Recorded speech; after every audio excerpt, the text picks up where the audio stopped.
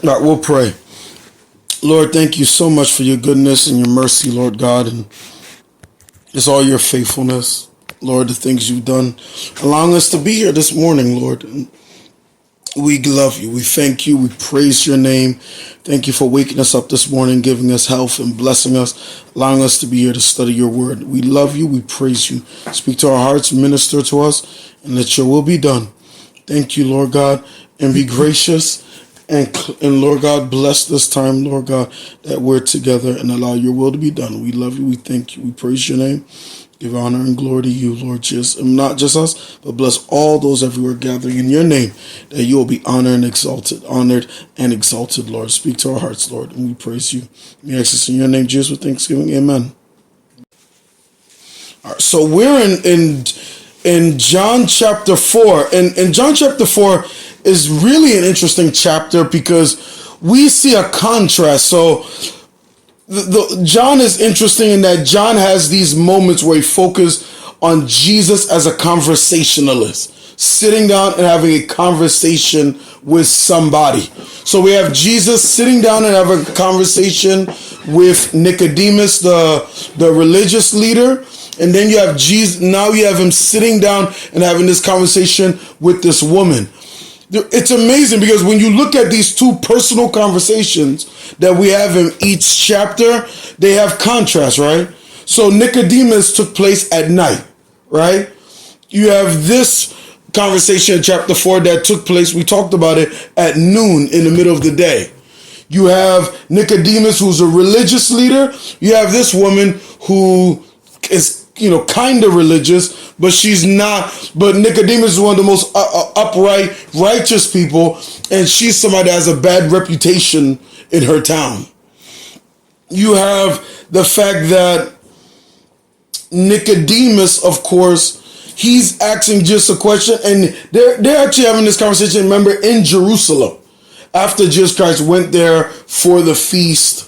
And was doing miracles. So that this takes place in Jerusalem, and then Jesus Christ goes back to the northern region, and you have here, he moves back up north. But then you have here, Jesus Christ is not in Jerusalem, the spiritual capital of the nation. You have him in Samaria, a place where we talked about last time, where religious Jews. I mean, if they were in the south, right, and they had to go somewhere in the north, and Samaria is right there, they would literally go east, go north, then go west, and then go where they're going.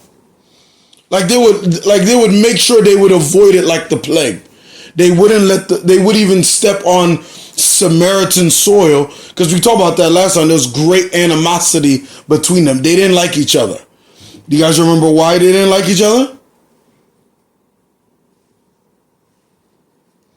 You have the Jews that are considered the pure blood, but you have Samaritans, remember, that were mixed. So because of the Assyrians, remember, took the Jews away in captivity, then then brought people of other nations to live there, and then brought some Jews back, and then they mixed. So they considered them half-breed. So because of their ethnic identity, the Jews discriminated against them and didn't allow them to assimilate in the midst of them. So you have that kind of discrimination that took place at that time. So the Jews did not like Samaritans. Samaritans did not like Jews. And now you have Jesus having this conversation with this woman. So we actually had done the first couple verses here. John chapter 4. So in verse 1 it says, "When therefore the Lord knew how the Pharisees had heard that Jesus made and baptized more disciples than John, though Jesus himself baptized not, but his disciples." So his disciples were real. So Jesus baptized his disciples. Jesus wasn't baptizing lots of people, but his disciples were baptizing people and continuing that. That becomes a part of the New Testament church, even after Jesus leaves. Though remember, Old Testament what was known as Old Testament baptism is not the same as New Testament baptism.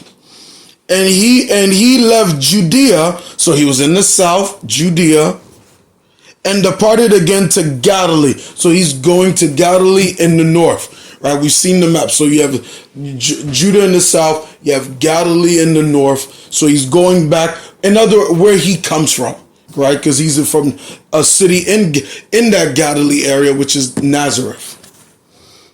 He did a lot of his public ministry in the north. And he must needs go through Samaria. So he needs to cut through Samaria. Jesus is not going to go around Samaria like some other people. Jesus Christ is going to come through. Is going to go through because he has a rendezvous with this woman. He has a conversation that he needs to have. This is a divine appointment. Think about that. God does that in our lives. God gives us divine appointments. God will say, I need you to meet this person. Or I need you to have this experience or this encounter. That's how God does it. So so for Jesus, he must needs go through Samaria. Verse 5, then cometh he to a city of Samaria, which is called Sychar, near to the parcel of ground that Jacob gave to his son Joseph. When we saw that near the end of, it's probably in chapter 49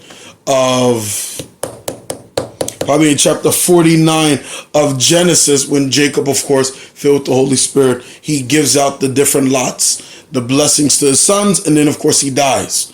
And this ended up being a part of ground that's for Joseph. Now, that's why it tells you kind of where that region is. Because remember, Joseph's tribes, Ephraim and Manasseh, they were right there. Part of Manasseh was further up. But they were right there in the middle of the nation. Like Mount Ephraim in the middle of the nation.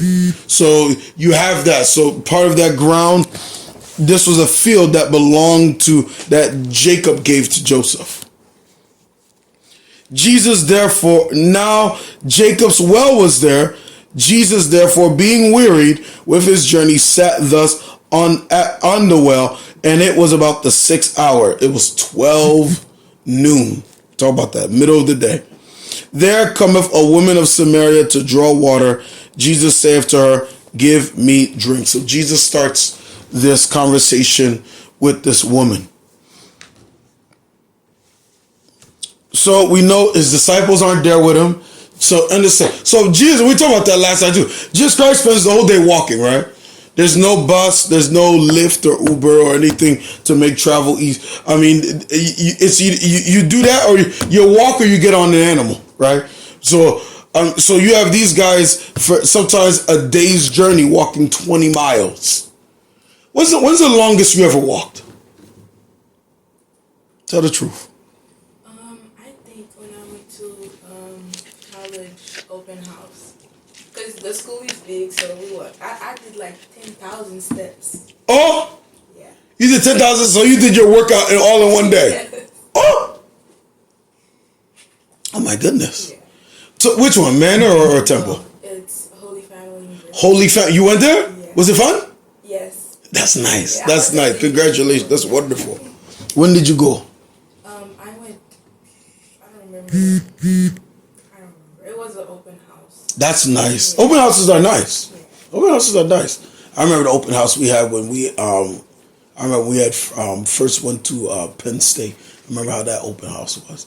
I mean, enjoy that stuff. You don't do it forever, right? You don't do it like 10,000 times. So those are the things you have to enjoy. They're nice for you. Who you went with you? With 2 of my classmates. You went with 2 of your classmates? Yes. Oh, your dad didn't go? No. Really? Okay. He was at work. Oh, he was at work? Doing Haitian stuff. Right. There you go. Oh my goodness. I'm glad you enjoyed it. It's that stuff is fun. That's nice.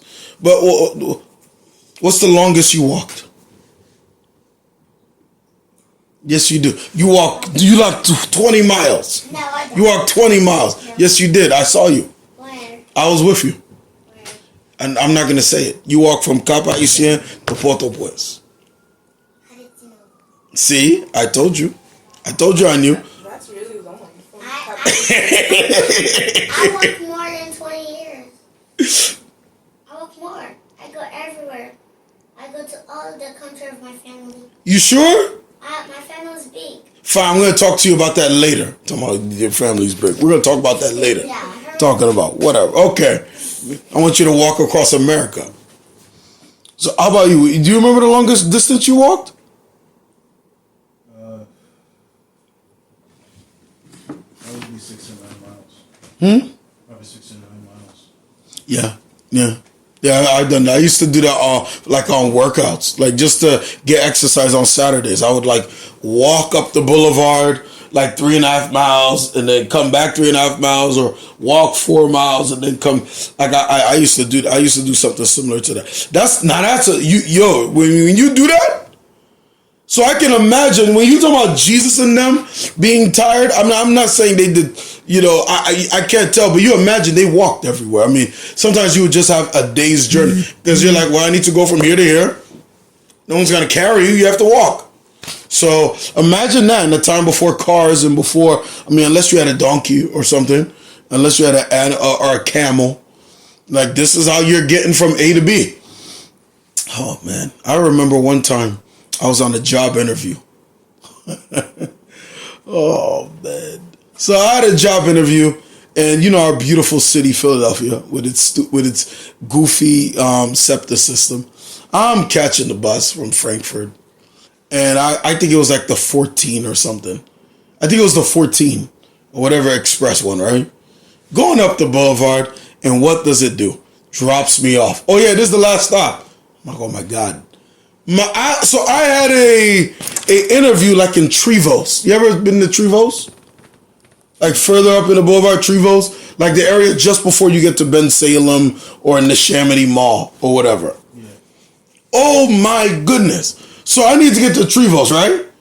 This goofy thing dropped me off 1.5 miles before I got there, and I'm in a suit ready to get. So I'm like, "What are you gonna do?"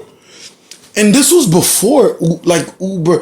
I think Uber and Lyft might have been a thing. I don't know. At that time, I didn't think about that.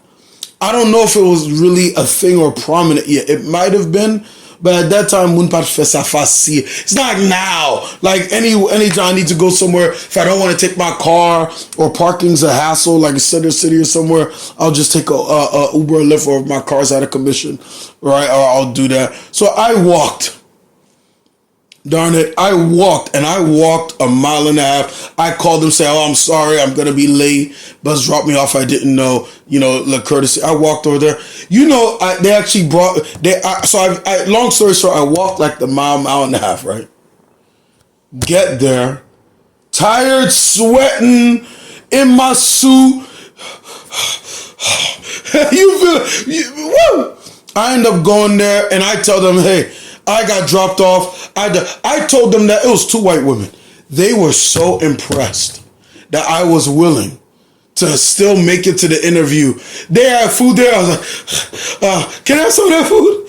And I had the food there because the food's there, right? I'm not going to just stare at it. I'm hungry. So I was like, can I have some of that? And they're like, yeah, help yourself. They're laughing. We're talking and stuff like that or whatever. And it was a great interview. And I ended up doing the interview, whatever. I got my food and everything.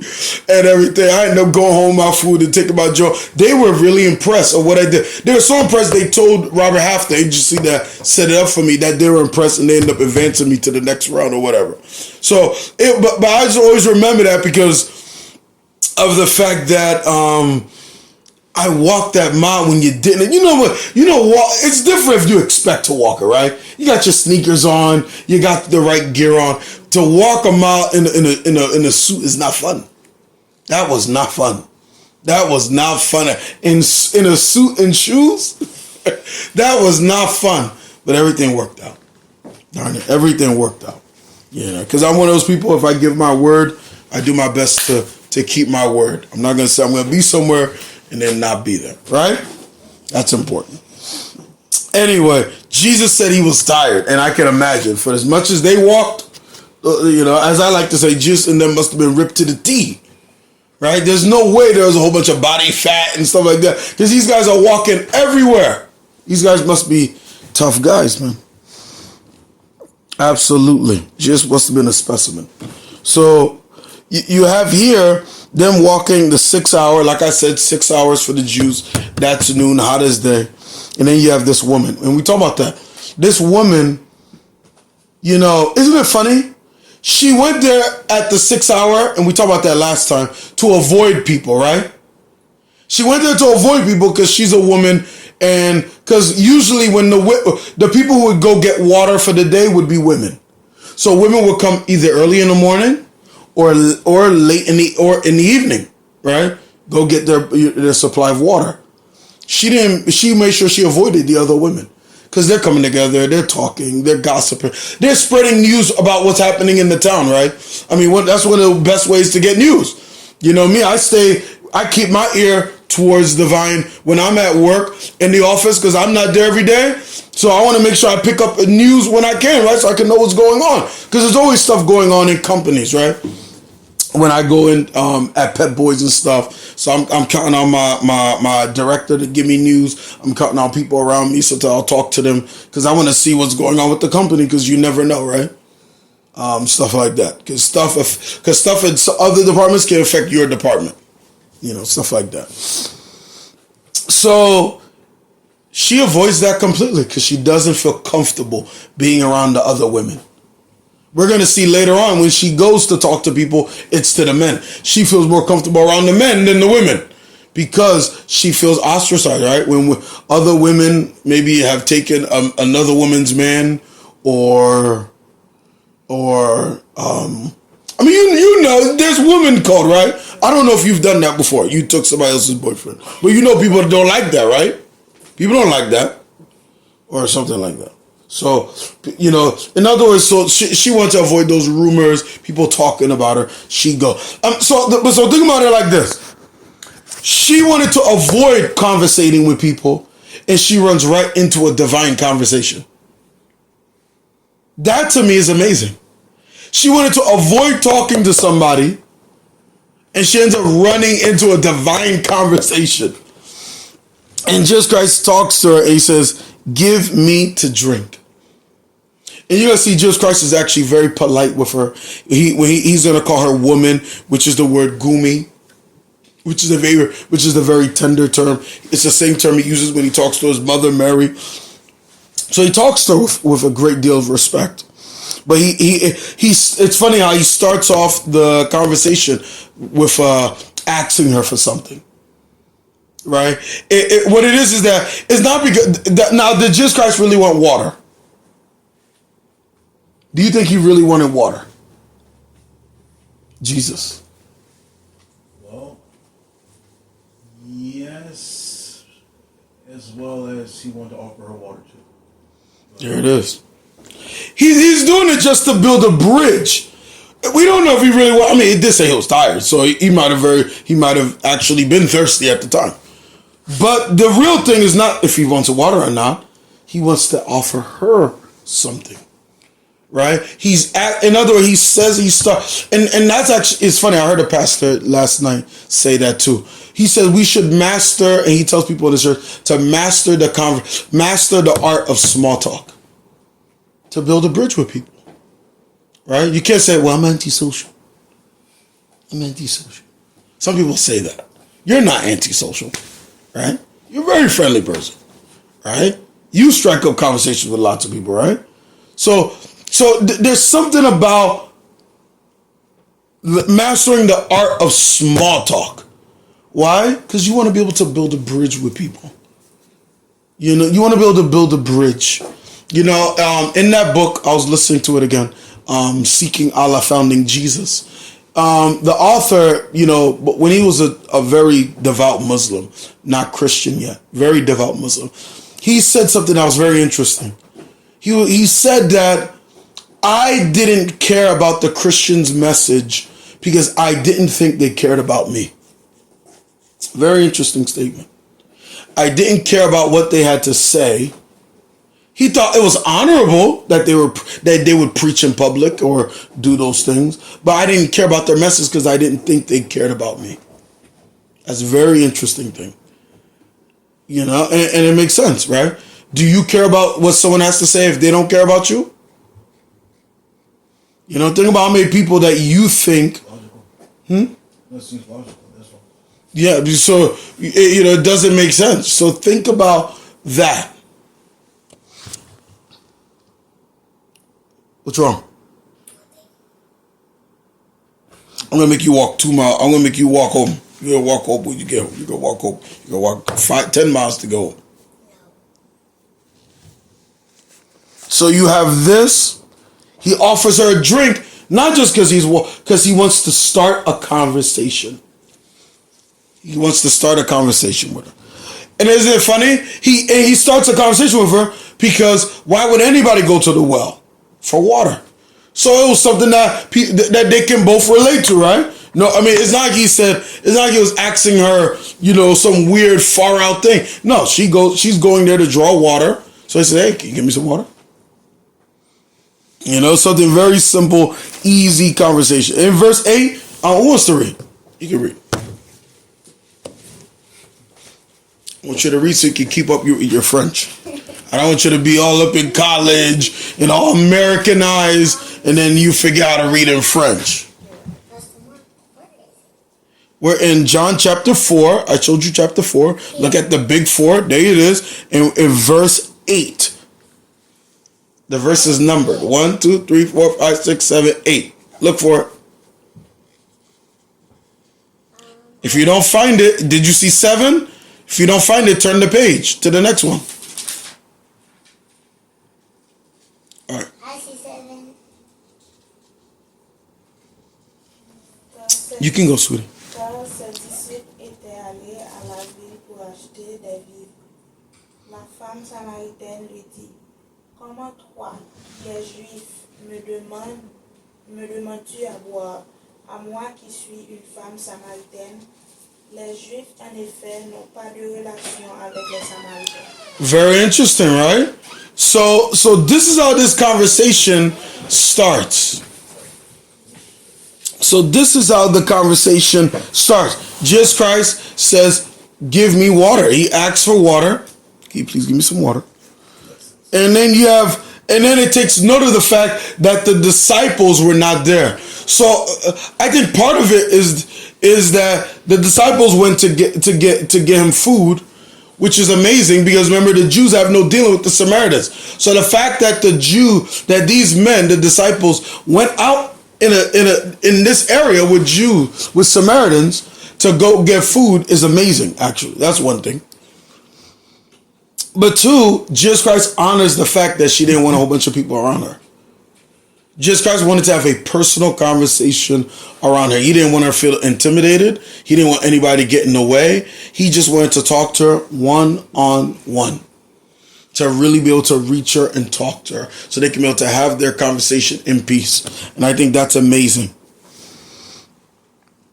So all those guys, 12 guys, of course, remember they went to Chick-fil-A to get him something. All right. So verse 9. And you had read in verse 9. So the woman of Samaria, said unto him, how can you, being a Jew,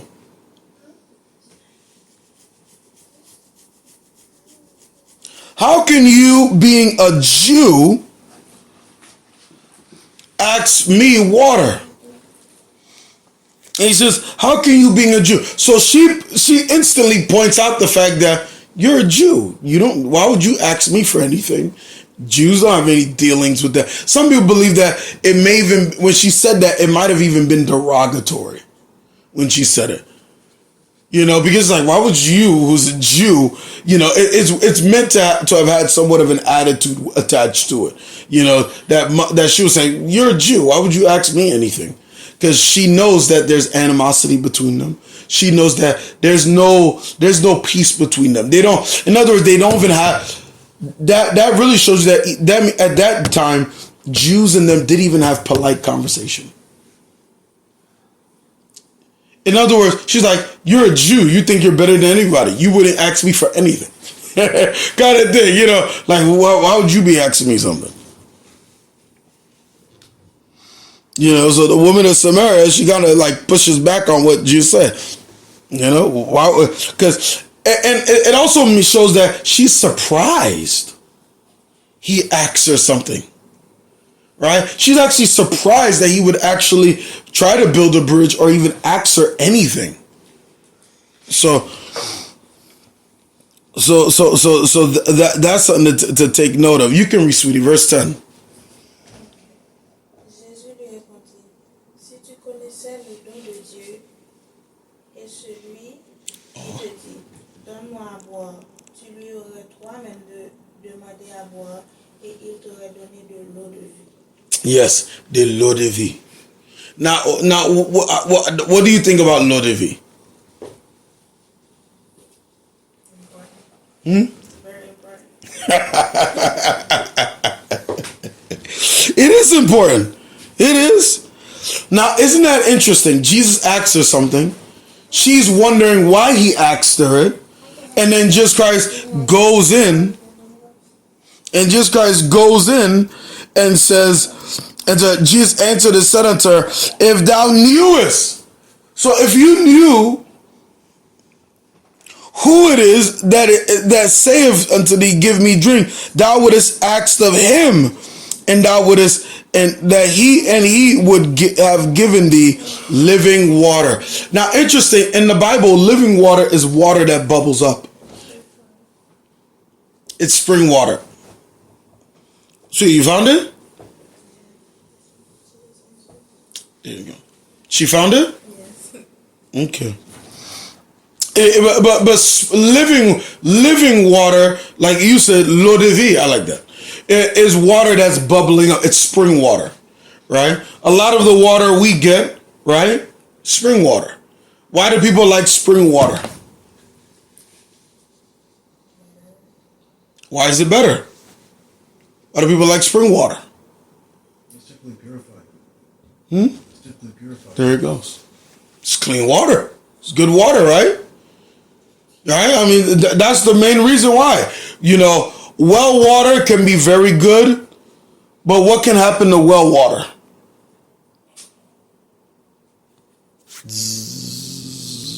Yeah. What happens to these dumb things? What do they do to your water? Oh my goodness. Right? I think my dad was in 80, he was talking about that. They would take water and then the water, get if I would get have you seen water like that? Doesn't that water come from a creek or something? I don't know who would drink creek water. Why would you even take a risk? I would have to, that's a good question. You'd have to, I mean, if you could find the answer, that'd be crazy. I would have to ask, Google that or something. Creek water. Who would drink creek water though? Because those waters, right? You can go to it, but then all the animals go to it. Yeah. That's essentially their toilet, Yeah. right? They do everything in that water. So those waters are nasty. But that's the sense of it. Water that's still, that's not moving, things can always get in it and contaminate. But living water is moving water. Like a river, like a stream, like a spring, where essentially like spring water, right? Like why do we talk about mountain water so much? Even when as a kid I learned that, right? It comes from the river and it filters through all of the rocks and different things, and it actually not only does it filter out all the bad stuff, but it actually, because it goes through all the rocks and stuff underground, it actually gains minerals, right? So that's why sometimes you'll go to certain mountain areas, right, for hiking and stuff, and you'll see like a faucet. You can turn on the faucet and fill up your water bottle, and the water is considered good and clean, right? Because if it can filter out naturally, and it picks up vitamins and good stuff. So that's how people got back in the day, natural vitamin water. You know, instead of what we do now. And you see how people can mess up water now. Do you guys remember what happened over a year ago in Philadelphia? They dropped that shipment of plastic in the water, and the water was contaminated for a number of days. Also, the city said, "Oh, our water, we tried it and it wasn't contaminated." That was a lie. It was contaminated. You know how I know? Because we filled up in my house a couple, because they told us the water was bad, right? So one of the things you're like, well, while it's good, we're going to fill up a couple sojas of water, just in case. They say you can shower in it, so we still showered, but they say you couldn't drink it. So we did that just in case, right? Some of that water we put in sojas, we put it to the side. That we look at it like a day or two later, and then you can see Tintin was in the water. like this, like nasty, looked like paint or something was in the water. And I'm like, and then they're doing this press conference, getting mad at people. You know, we've the same Sunday we found out, right? It was like right after a church service, if you remember. I let that alert on my phone. Huh? Yeah, we got the alerts on our phone, but I also sent it to us, to the family thread, to say, hey guys, be careful, yo. And we went and we got bottles of water. People were getting bottles of water everywhere. And they were like, oh, that wasn't necessary. Yeah, right. That water was contaminated. That water was contaminated. So people play with your water too much, yo. So in other words, you don't want to drink bad water. You want to drink good water, right? So that's what it is. So he's saying that I can give you living water, that good water, that spring water. The water that you actually want, better than this water that's in the well. And it's so interesting. In other words, Jesus Christ is, remember what Jesus Christ is doing as La Brale, Mamzelle, right? He's bringing her in, he's pulling her in, because she's like, you're a Jew. So she thinks, oh, you're just a guy, you're just a Jew, which is interesting, right? Because there's two things there. You're a man and you're a Jew. That's what she says to him, right? You're a man, you're a Jew. In Jewish culture, one, they wouldn't talk to Samaritans because of the animosity between them. And also Samaritans, because they're ostracized by the Jews, they also had their own separate worship system. So they went and they got their own worship system and say, fine, you guys don't like us? We're going to go and we're going to have our own system to worship God in our own way. And they created their own scriptures and belief system. And I don't know if they actually wrote it down, but they created their own version of the Bible and traditions where they were worship on Mount Gerizim, not at Mount Zion in Jerusalem. They would do all their own things, right? They built their own temple, those things. Not only that, he says you're a man.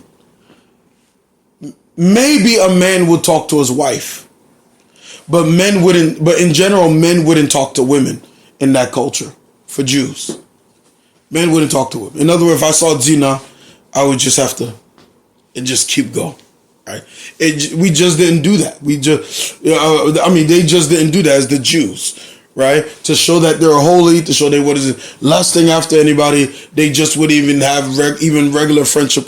They just wouldn't have any conversation with women, religious Jews in public. So that's why that was a big deal. Jesus is not only having a conversation with a woman in public, but it's a Samaritan woman. So that's why it was so bizarre. That's why it was stand out. Jesus Christ says, you think you know who I'm talking to. You think you know me, right? You think I'm a man, which he is a man.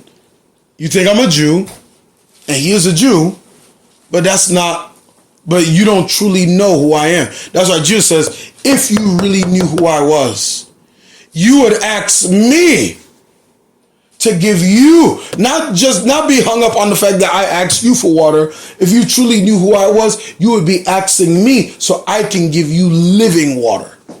In other words, you're talking to someone you don't even know who you're talking to. Isn't that amazing? I mean, that happens even now in prayer, right? We're praying to God. We don't know who we're really talking to all the time. We don't fully grasp the fullness of the fact that we're talking to the God of the universe. We don't always appreciate that. A lot of people look at Jesus as their celestial buddy. He's just my buddy, right? So no, he's the savior of the world. He's the creator of the universe. He's the eternal God. Right? He's the government of the shoulders. The governments of the world are going to be on his shoulders. He's not just my buddy. He's my God and my King. He's something much more than that. So as I said, you don't really know who you're talking to. You can keep going, sweetie. Verse 11. Seigneur, tu n'as rien pour puiser, et le puits est profond. D'où aurais-tu donc cette eau vive? Es-tu plus grand que notre père Jacob, qui nous a donné ce puits et qui en a bu lui-même, ainsi que ses fils et ses troupeaux? You read the next verse. Okay.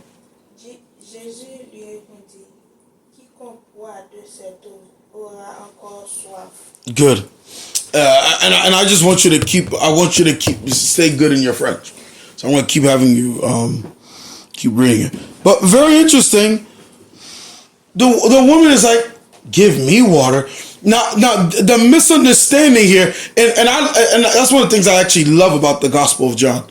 The Gospel of John really emphasizes the fact that Jesus was very misunderstood when he spoke.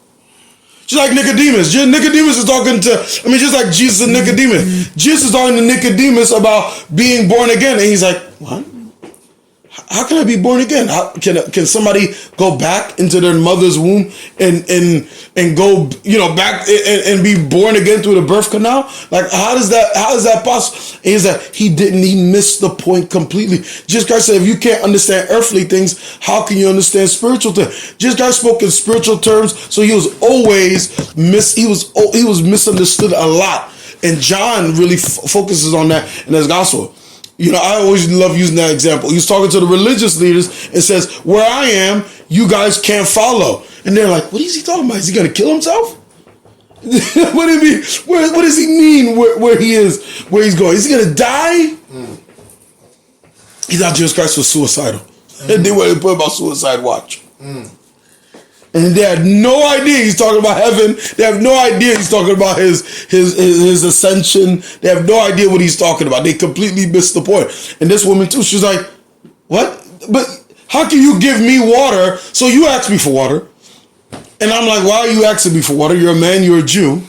And then you said, if I really knew who you're talking about, I would ask you for water instead, and you would give me living water. But he's like, but you don't even have anything to give me water with. Right? Because you have to have a bucket to draw for water. So she's wondering, what are you talking about? And he says, and the well is deep. Right? Because the well, of course, is getting water from a deep water source underground. Right? So that's how you would get a well. You dig deep, dig, keep digging deep underground until water comes out. Then you have a well, then you can build the thing around it, and then you can be able to draw water from that source. But it's deep water from underground. But the well is deep. From where are you going to get this living water from? This living water, this spring water from? And then she asks the question, art thou greater than our father Jacob? Which also shows you that, remember, she's a Samaritan woman, so she understands they have a common ancestry with Jacob.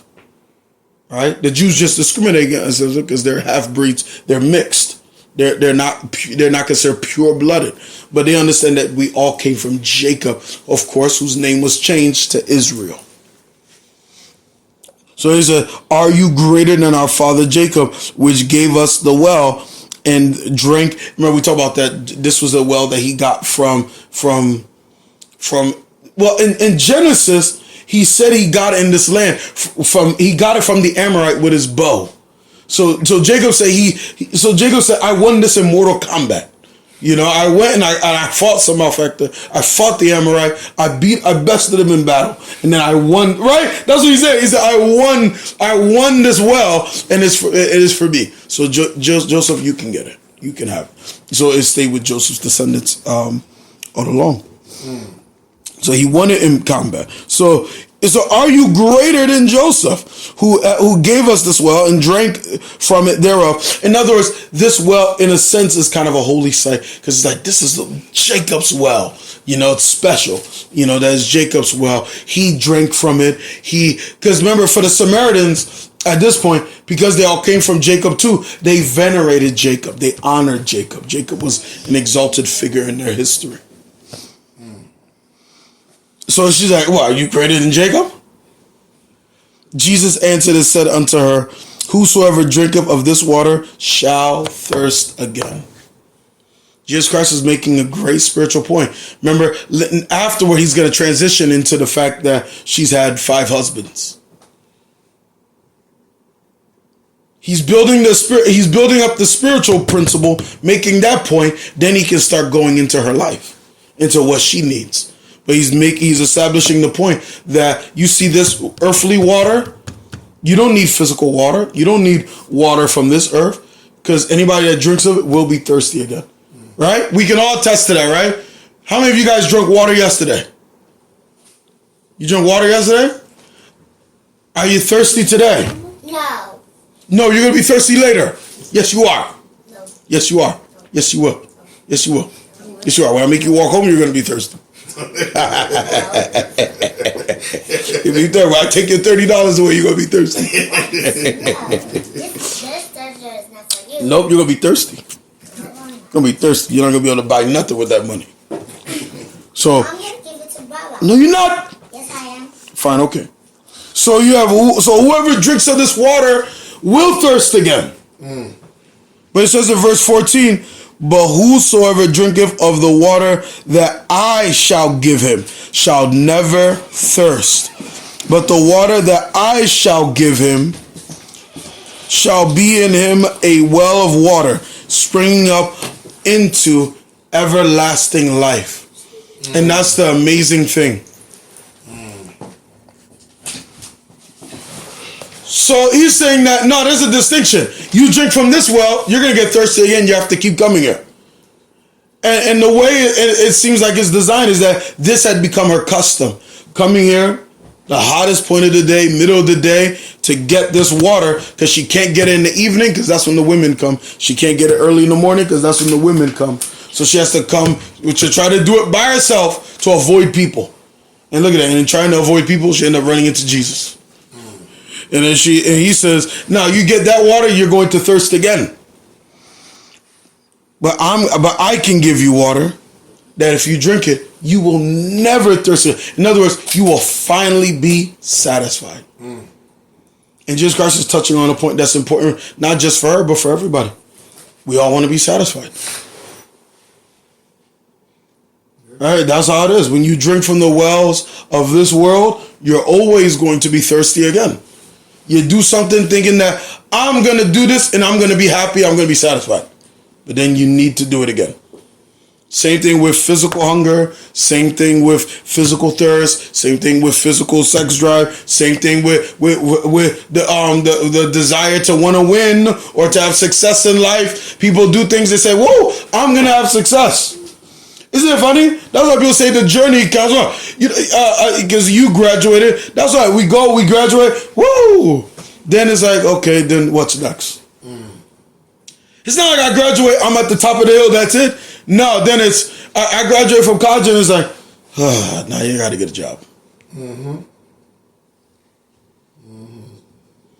Then you're at home and you're like, yeah, you're happy for a day. Then you're like, my factors are looking at you, thinking, okay, when you gonna start working and get buddy? Right? That's just how life is. You know, it's into the, what's the phrase that we like to use? It's into the frying pan and into the fryer. Right out of that frying pan into the fryer. Right? It's out of one fire into a greater fire. You know, Jesus says, you're going to always thirst again. But he says, if you come to me, you will never thirst again. Now he's going to continue to explain it. The woman saith unto him, Sir, give me this water that I thirst not, neither come hither to draw any more. So she's like, if that's the kind of water you're offering, excuse me, where I can avoid the embarrassment and difficulty of having to be around people and have to come here do the day and have to do all this maneuvering and have to deal with my shame every day. Think about it. Every single day she has to go get water. She has to remember, she's reminded of her life situation.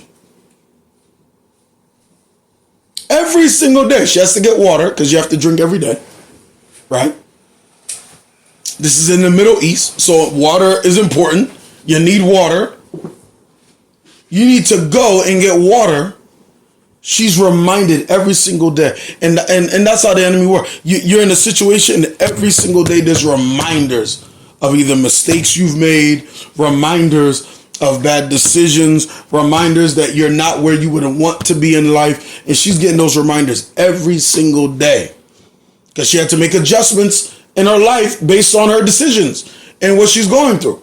So now as she lives out her regular day every day to get water, she has to always be reminded of, I can't be around other women because everybody knows my business and they're talking about me. I've been the talk of the town. Imagine being on CNN. You know, I think about that one guy. Did you guys see that guy on the news the other day? The guy who he did that Zoom call for a court hearing, and he was stupid enough that and the judge was flabbergasted, saying he was dumbfounded. He's like, if your license is suspended, why is he driving? And then not only did he get caught, he's not a smart person. Everybody could have made a mistake, and I would have said, "Oh well, he made a mistake, poor guy." You know, that's terrible. He goes on a press run and does an interview with national news, saying, "Oh, the court made a mistake. They made the mistake. My license should have been reinstalled. My wife is sick. Blah blah blah blah blah." He goes to court the other day, right? And they found out, no, you never had a valid license. And long story short, he embarrassed himself in public. Now look at that. For 2,000 years from now, everybody's gonna remember that he was a cornball, right? Like no one's gonna forget what happened to him. And he's immortalized as an idiot. That's sad. Nobody wants to go viral for doing something dumb. It reminds me of the woman with the Gorilla Glue. That she used Gorilla Glue on her head, and she pat her head, and her head didn't want to move. You didn't hear? You guys know what I'm talking about? No. This is a long time ago. That was a couple of years ago, and she was like, "This is terrible. I hate going viral because of all the hate she got, whatever." I mean, they helped her out though. They did surgery on her head. Oh my goodness, she put Gorilla Glue in her head. Yeah, it can't be removed. Oh my goodness, and they got her wigs and stuff. Everything's okay. She's okay. But anyway, imagine having to live with your mistakes day after day after day after day after day. So she's like, man, if you can give me that water, so I don't have to live with my mistakes every day, so I can not have to do these things every day, then I want that. And then, of course, Jesus Christ is going to start moving forward with that. So God bless you guys. We'll pick up next time how Jesus Christ responds to that, how Jesus Christ is going to offer her living water. And also, she's going to realize who she's finally... Remember, at this point, she doesn't realize she's kind of sassy, kind of spicy. She doesn't know who she's talking to. She's going to realize who she's talking to, and it's going to blow her mind. So God bless you guys.